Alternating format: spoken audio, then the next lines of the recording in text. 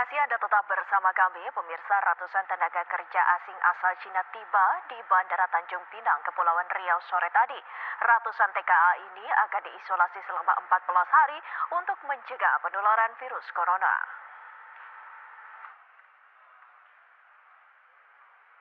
Ratusan tenaga kerja asing asal Cina tiba di Bandara Raja Haji Fisabilillah Tanjung Pinang petang tadi menggunakan pesawat Qingdao Airlines langsung dari Cina. 113 TKA tersebut merupakan kloter pertama dari 3 kloter TKA yang akan tiba dan dipekerjakan di kawasan ekonomi khusus Bintan. Pada masa pandemi COVID-19, tim gugus tugas COVID-19 Kepri dan kantor karantina pelabuhan melakukan pemeriksaan ketat sesuai protokol kesehatan terhadap ratusan TKA.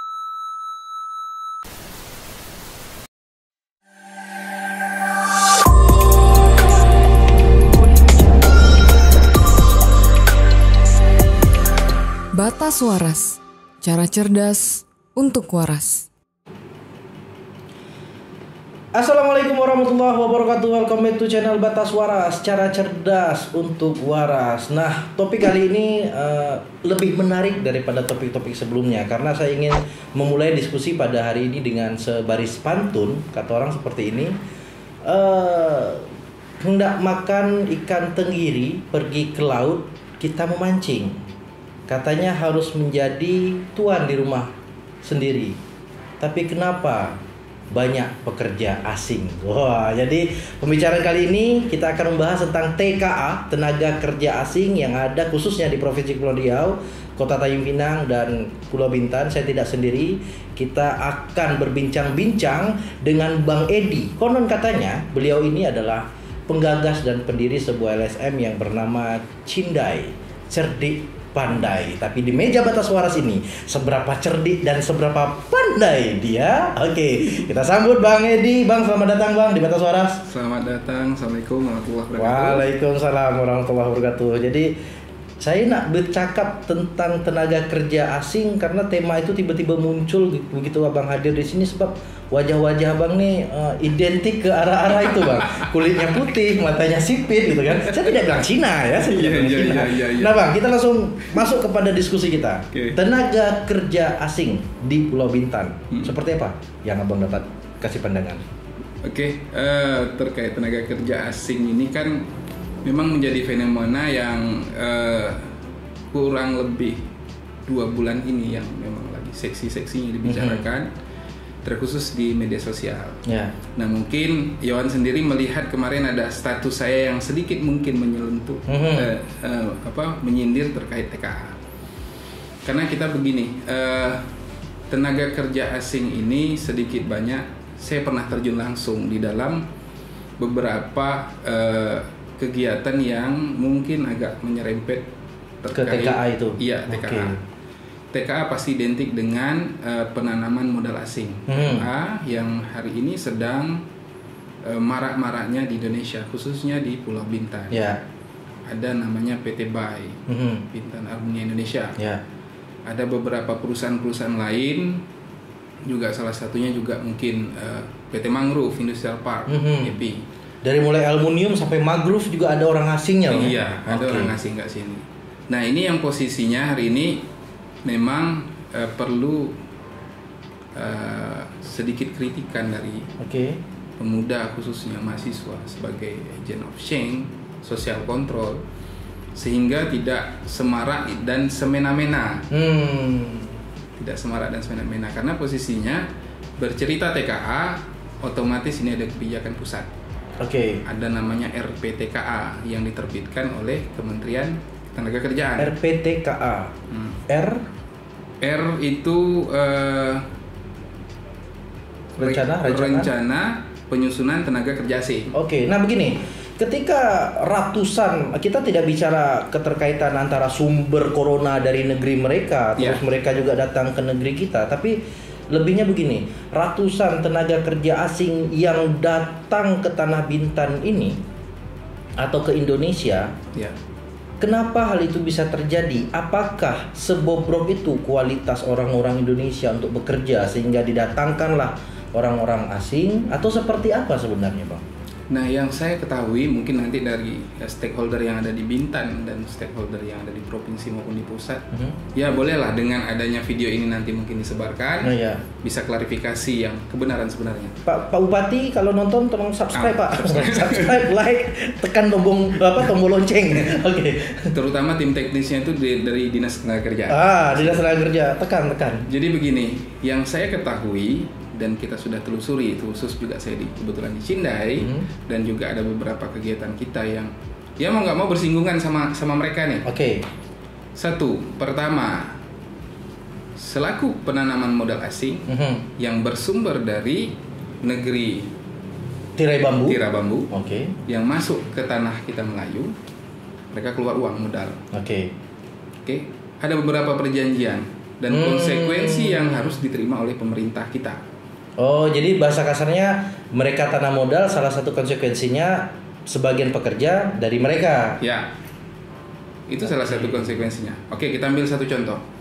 Kita mungkin pernah mendengar di media tenaga kerja lokal yang bekerja di kawasan khususnya Bay ya. Hari ini kita bicara sedikit tentang Bay, nggak dibayar gaji. Nah, kenapa? Oke, kita flashback lagi.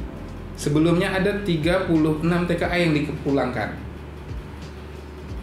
Saya ini logika simpelnya aja. Saya punya modal, saya tanam investasi, saya mau A B C D E. Saya keluarkan uang. Salah satu konsekuensinya harus ada tenaga kerja yang saya titipkan. Di saat tidak bisa masuk, tenaga kerja ditarik, uang saya tarik. Nah, efeknya ya pekerja lokal juga terkena imbasnya. Mustahil pengelola kawasan PT Bay itu mau mengeluarkan kocek pribadi. Nah, itu tadi mereka bekerja untuk demi penunjang cepat beroperasinya pabrik aluminium. Ya, berarti sini kita ambil contohnya di PT Bay itu tadi ya? Salah satu contohnya. Dan juga ada perusahaan-perusahaan lain yang seperti itu juga. Kalau mau dibilang itu keseluruhan tenaga kerja profesional berdasarkan undang-undang dan berdasarkan peraturan pemerintah 42 tahun 2017 terkait penetapan kawasan ekonomi khusus Galang Batang. Nah, posisi hari ini kalau kita lihat nggak semua sih tenaga kerja asing dalam tenaga kerja asing, dan tidak semua tenaga kerja asing profesional. Tidak semua profesional. Tetapi ada tetapinya lagi. Dari luar mereka selalu melihat kualitas, kapabilitas dan kuantitas kerja. Bukan kuantitas orang bekerja, tapi kuantitas kerja. Contoh, ini ada orang kita lokal, kita bukan banding-bandingkan ya, tapi boleh dilihat di YouTube, sumber-sumber YouTube yang kita melihat nih orang tenaga kerja asing bekerja, bagaimana dia pasang paving block, bagaimana dia masang keramik, bagaimana dia masang Memang kualitas, kuantitas dan kemampuan mereka bekerja itu luar biasa. Jadi kalau kita mau bandingkan, hari ini kita pasang plafon dengan volume 10 meter satu hari, mereka bisa kerja 50-60 meter satu hari dengan kuantitas orang yang sama.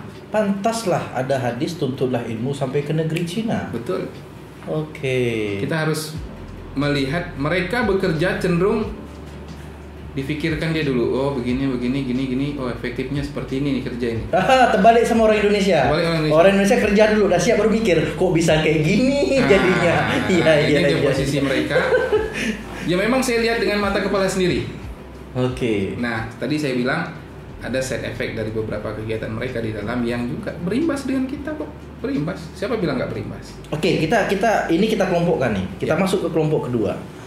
Kalaulah memang seperti itu, salah satu isi perjanjian daripada investor asing ke negara kita, khususnya di Pulau Bintan, timbul lagi suatu pertanyaan. Kok tiba-tiba semiskin itu Indonesia? Katanya Indonesia ini negeri yang kaya. Gemah limpah loh jinawi. Gemah ripah loh jinawi. Campak bukan lautan atau kolam susu dan lain-lain. Banyak pepatah-pepatah itu. Tapi toh untuk membuat sebuah industri aluminium saja kita harus mengemis-ngemis dengan negara asing dengan konsekuensi seperti itu tadi. Jadi kalau menurut pandangan Bang Edi nih, apakah kita tidak bisa menjadi tuan di negeri sendiri dengan kemampuan kita apa adanya dari negeri kita sendiri tanpa harus melibatkan investor asing? Bisa. Banyak hari ini yang memang juga kita melihat khususnya di Pulau Bintan dan Tanjung Pinang.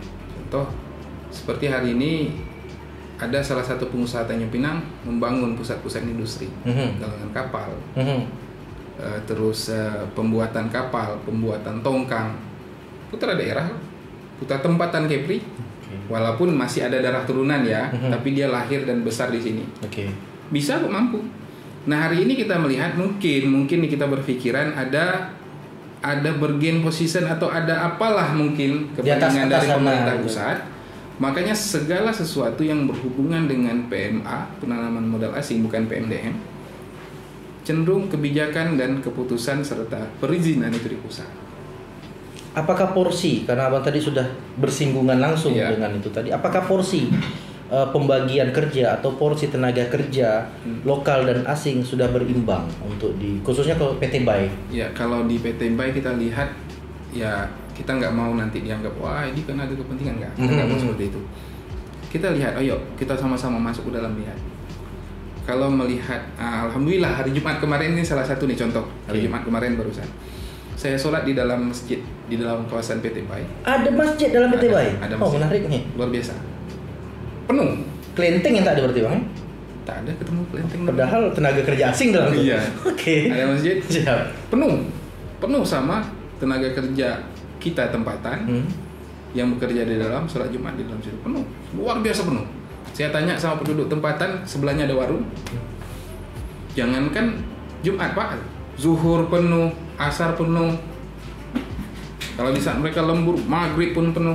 Udah kayak sholat Jumat inilah penuhnya katanya. Nah sampai segitunya. Jadi kalau melihat kuantitas manusianya, untuk lokal juga banyak, untuk asing juga banyak. Lantas apa yang diheboh-hebohkan oleh masyarakat sampai keluar di media, sampai keluar di berita-berita, ini datang lagi tenaga kerja asing ke Tanah Bintan. Artinya kan ada framing yang berbeda. Artinya framing dari kacamata umum dengan framing dari kacamata orang yang bersinggungan langsung dengan tenaga kerja asing, tentu ada gimana kesalahannya Bang? Kurang terbuka saya rasa. PT BAI-nya kurang terbuka, sebelumnya belum ada sosialisasi. Oke, kami mungkin sekitar 3 atau 4 bulan lagi mau masukkan TKA untuk kegiatan di bidang ini yang mungkin belum terjangkau dengan kita. Nah, salah satu aturan yang diterbitkan oleh pemerintah pusat itu kan ada transfer knowledge antara TKA yang masuk dengan tenaga kerja lokal. Misalnya dia operator berat ini, nah nanti diajarkan. Nah ini yang sebenarnya sosialisasi ini yang kurang. Dan sebenarnya itu dilakukan atau tidak?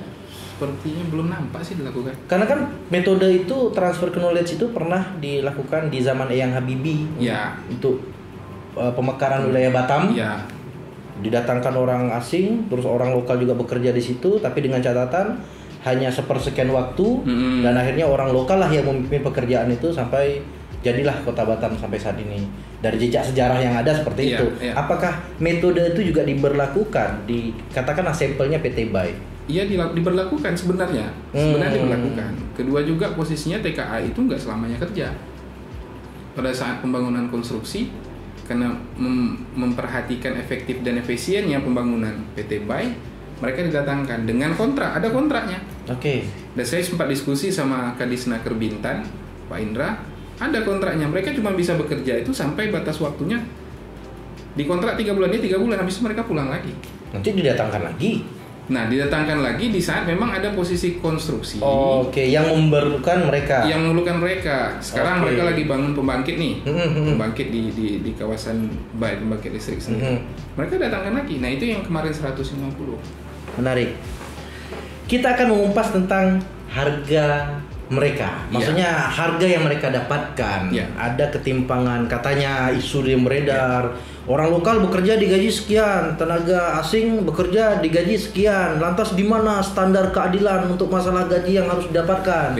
Tapi sebelum Abang jawab itu, kita saksikan dulu yang satu ini. Tetap di Batas Waras, cara cerdas untuk waras. Budak sekarang memang dah terbiar, seluar ketat nampak martabak coklat. Kalau dipandang jadi lemah semangat, bergerak-gerak daging dan urat, bergerak